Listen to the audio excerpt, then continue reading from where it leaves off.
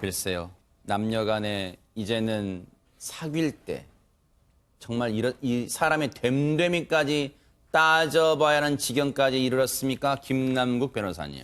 네, 이게 너무나 충격적인 사건입니다. 이 사건은 지난해 10월 31일 새벽 1시경에 일어났습니다. 사건 발생 장소는 이 강원도 강릉시였는데요. 60대였던 남성이 여자친구의 외도를 의심하게 됩니다. 왜 외도를 의심했는지, 그 야심한 밤에 도대체 그런 이유가 있었는지 도무지 이해할 수가 없었는데요. 네. 오밤중에 갑작스럽게 여자친구를 의심하면서 다그치면서 추궁을 하게 됩니다.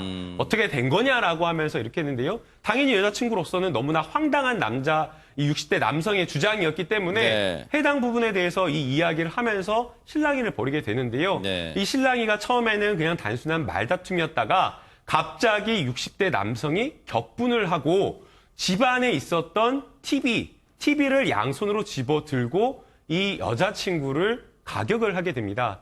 이 안타깝게 또 이 여자친구는 이 남성의 폭행으로 인해서 이 급성 뇌내 출혈로 바로 이제 의식 불명 상태에 빠졌다라고 하고 있고요. 이 의식 불명 상태에 빠져서 뇌사 상태로 영구적 뇌 손상을 입었다라고 하면서 계속 그 상태로 안타깝게도 침대에 누워 있게 되고 그런 어떤 뇌사 상태에 있는 동안에 60대 남성이었던 이 남성은 본인의 이 사건으로 재판을 계속 받게 됩니다. 사람이 무섭다는 말이 정말 생각이 나네요. 오윤성 교수님. 사실 이제 이 두 사람 간의 그 관계는 그 결혼을 한 그런 상황이 아니기 때문에 뭐 의처증이라고 이렇게 얘기는 하기는 쉽지 않습니다만 자관 그 뭐 같은 그 여자친구라고 하니까 일종의 이 남성 같은 경우는 뭐 본인이 좀 거기에 대해서 의심을 했던 것 같아요. 그래서 이제 아주 전형적으로 이 남성과 여성 사이에서 일어날 수 있는 그런 어떤 그 치정과 관련된 그런 어떤 다툼인데 뭐 전형적인 우발 살인으로 보이긴 합니다. 네. 근데 사실 요즘 최근에 이제 들어와서 많은 그 경향이 있는 것은 이 여성과 남성 사이에서 발생되는 이 데이트 폭력이라든가 데이트 범죄 같은 거 또 이 두 사람 간에 있어서 애정을 중심으로 한 이런 범죄들이 예전에는 이제 젊은 사람들을 중심으로 해서 많이 이제 발생이 됐는데 최근에는 뭐 60대, 70대까지도 이제 그것이 확장되고 있다라고 하는 거죠. 그래서 어떤 의미에서는 인간의 이 질투심, 특히 그 남성의 질투심이라고 하는 것이 이 자기의 나이에 비례를 하지 않는다라고 하는 것이 이제 최근에 많이 이제 드러나고 있는 그런 현상인데 네. 특히 이제 이 남성 같은 경우는 이제 그 이 폭력이라고 하는 평소에 그 본인의 분노를 폭력으로 풀려고 하는 그런 네. 어떤 그 경향이 많은 것 같고요. 그래서 그 이유는 이 사람은 지금 60세 아닙니까? 60대인데 그 자기의 그 상대에 대해 가지고는 그런 식으로 어떤 그 폭력을 해서 결국은 그렇게 커다란 TV를 들어서 사람의 머리를 찍는다라고 하는 것은 엄청난 폭력성이거든요. 그래서 이 그 자신의 얼굴을 볼 수 없기 때문에 자기가 한 20대로 지금 착각을 하고 있는 것 같은 그런 느낌도 듭니다.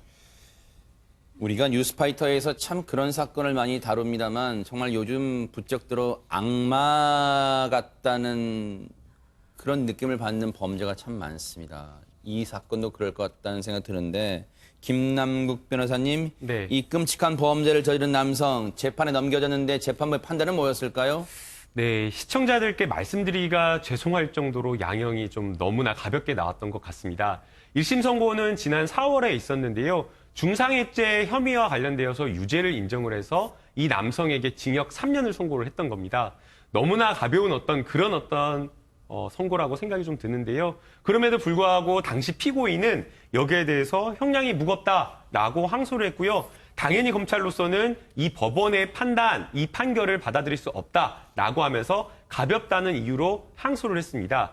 이제 바로 이제 2심 결과가 지금 나왔는데요. 네. 2심 결과에 대해서는 최단비 변호사님 말씀해 주시죠. 네. 2심 결과는 저희가 항소심은 또 재판부는 어떻게 판단했는지 일단 들어볼 텐데요. 그 전에 징역 3년에 대해서 시청자 여러분들이 마음에 갖고 있는 그 판단이 있으실 거예요. 그런데 강선우 평론가님, 이 악마 같은 남성이 1심 재판부의 3년 선고에 대해서 형량이 무겁답니다. 네, 본인 이제 3년을 선고받고선 이제 항소를 했죠. 3년이 너무 무겁다, 너무 많다는 거예요. 그러니까 본인은 이제 그 여자친구가 그 여성에 관해서 외도를 했다고 의심을 했던 게 이 TV를 내려칠 만하다고는 충분한 이유가 된다고 아직도 계속 믿고 있는 그런 상태인 것 같습니다. 이렇게 해서 검사와 피고인 모두 양형이 부당하다고 판단해서 나란히 항소를 했습니다. 2심의 판단은 뭐였을까요? 최단비 변호사님. 2심의 재판을 하던 중에 굉장히 중요한 기초사실관계가 하나 변경이 됩니다. 1심에서는 이 피해 여성이 이 TV로 남자친구라고 하기도 뭐하죠. 피의자가 TV로 내려친 이후에 식물인간 상태로 사실상 뇌사 상태로 병원에 누워 있었어요. 근데 네. 뇌사 상태는 뇌사긴 하지만 법률상 사망은 아닙니다. 그래서 특수 중상해로 이제 재판을 받아서 3년 이상이었는데 2심을 재판하는 중에 안타깝게 피해자가 사망을 했어요. 그래서 혐의가 특수 중상해에서 상해치사로 변경이 됐습니다. 그래서 법원은 항소심에서 원심의 징역 3년을 파기하고 징역 7년을 선고했습니다. 글쎄요. 이게 김남국 변호사님. 네.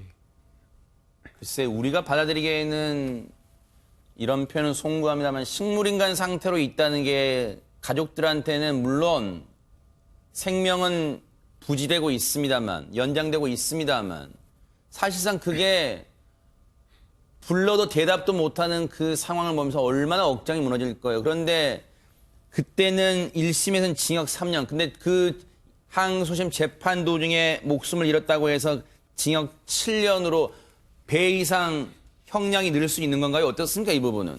그래서 저는 오히려 이 1심 판결 선고가 매우 부당했다라는 그런 생각이 듭니다. 이 중상해 결과가 발생한 경우에 이 특수중상해로 이렇게 지금 처벌을 할 수가 있는데요.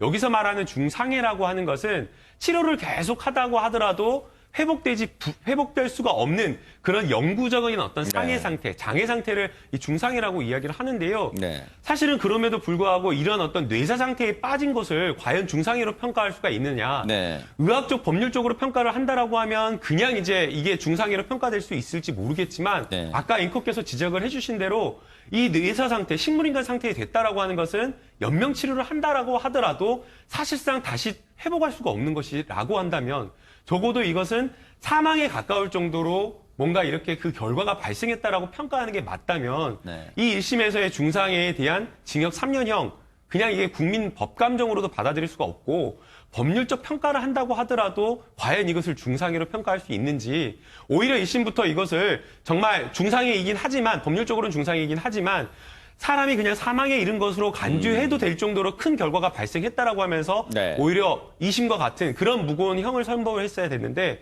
그러지 않았다라는 점에서 1심 판결이 매우 아쉽다라는 생각이 들고요. 네. 이 뭐 항소심에서 징역 7년형이 선고가 되었다라고 하는데 과연 이걸로 또 유가족의 마음을 위로할 수 있을지 그건 의문인 것 같습니다.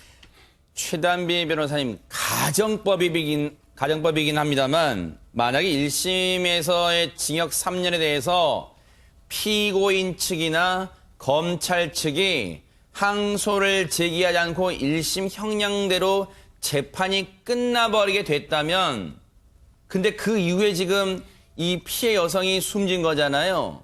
그러면 그 이 피고인은 그냥 징역 3년만 사는 거예요? 형사처벌에서 만약에 1심에서 끝내서 확정 판결이 났다면 그러면 하나의 기초사실을 가지고 두 번 처벌할 수가 없기 때문에 3년으로 확정 판결이 났을 겁니다. 근데 물론 그 이후에 사망을 하면 뭐 민사상 손해배상 청구 이런 것들은 또 별건이 되는데 그러면 이 피고인의 입장에서는 내가 그때 그냥 항소를 하지 말았을 거라고 생각할 수 있을지 몰라도 검찰도 같이 항소했거든요. 그렇기 때문에 죄는 반드시 처벌을 받는다. 그러니까요. 다만 좀 형량이 아쉬운 점이 있다. 이렇게 네. 생각이 됩니다. 정말로 악마의 끝을 우리가 본 게 아닌가 그런 생각을 해보고 너무너무 그 피해 여성 유가족 측 입장에서는 얼마나 지금 억장이 무너질까 이런 생각도 해봅니다.